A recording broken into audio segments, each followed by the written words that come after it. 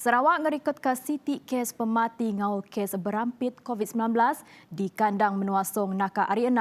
Tu nyadi ke penyampau semua kes pemati di Sarawak nambah ngagai 37 kes. Kes pemati ke-37 hanya kes ke-3,956 tengah siku induk peranak menua tu berumur 41 tahun Arisong. Kes siku orang ti ketimpang peniau atau ke OKU ngau komorbid penyakit tinggi darah, ampus serta obesiti. Tikas pengerai kes Majak Nurun lalu ditetapkan midang kena 23 Januari 2021. Nangkan kenyak, Sarawak ngerikut ke 191 kes positif COVID-19 ke ditemu Bat Sarawak Maya Rinam.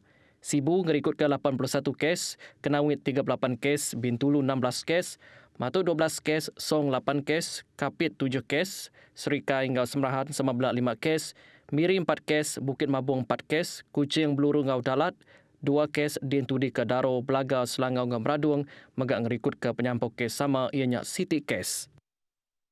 Berindik hari kes COVID-19 di Majak nambah di Bandar Sibu Jaya ditu, Siti sesi persa besai di pejalai ke ngagai peranak mengerinya dekat diatur di klinik pengerai Sibu Jaya sehari itu. Menteri Muda Kaunsil Kandang Menua Ngau Pengawak Berumah Dr. Anwar Rabai madahka. Sesi persanya berengkah 9 pagi ngagai 2 lemai. Engau peranak kedatai dipinta ngasi ke standard atur pengawak SOP ke udah ditetapkan. Bahkan nyaga serakah fizikal. Sesinya dekat di Pejalaika, nyentuak 2 lemai. Laban spesimen ke diambil mesti dianjung lengkas. Ngagai makmal di Kuala Lumpur, Kuching, enggau di Sibu, lalu pemutus dekat ditemu dalam tempoh 36 ngagai 48 jam. Ia megak dekat nangkan ngagai sidak tiba perasa, sebedau tu anang ngumbai diri selamat. Nanti bisik simptom bahkan apik penanggul enseput, batuk atau ketabin, mesti lengkas ke hospital. Proses menyediakan infrastruktur naruh ngau ngagih ke vaksin community di fasiliti ke dipilih di Pelabak Tembuk 19 Februari. Untuk ke diatur, bisi 13 unit penyimpanan pembeku suhu ultra rendah ULTF udah diterima bak fasiliti pengerai UPIS Menteri Pengerai Engau Raban Soldadu Malaysia di Serata Menua. Okey, untuk seluruh negara, kita akan membeli 55 buah lah.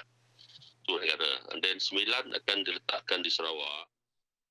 Ko Aaron nambah, pekerja pengerai ke berkawul dekat disikap engau latih tik bekuah, ngagai pengawak ngatur produk vaksin engau atur program merik vaksin. Tu dikena nentu ke program tucuk vaksin COVID-19 menua ulih diperjalai ke engau lancar. The nationwide latihan will be conducted from 2nd of February next week lah.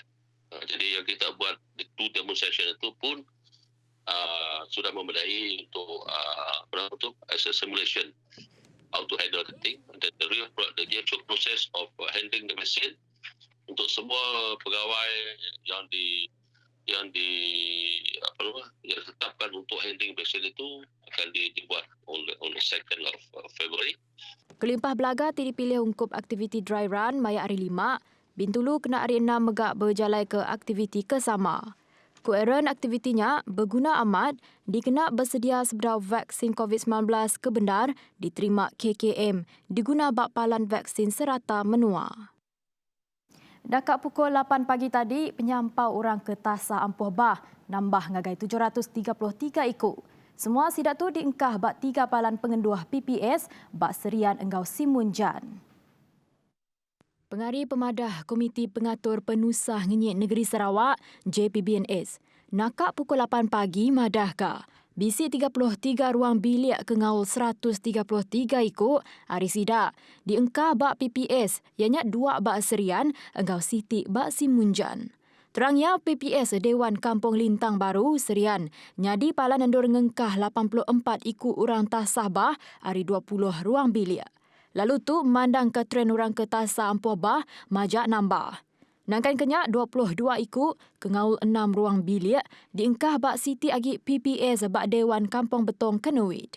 Di Simunjan 27 ikut hari 7 ruang bilik diengkah bak Dewan Masyarakat Lubuk Buntin. Jadi kita dekat bergulai ngau pengarang berita TVS Madeline Dugat ke dia tu benuang berkongsi ke sentang pengerembai pemaduk baru gaya Ampuh Bah bak endor bersemak Kuching. Teruskah Madeline?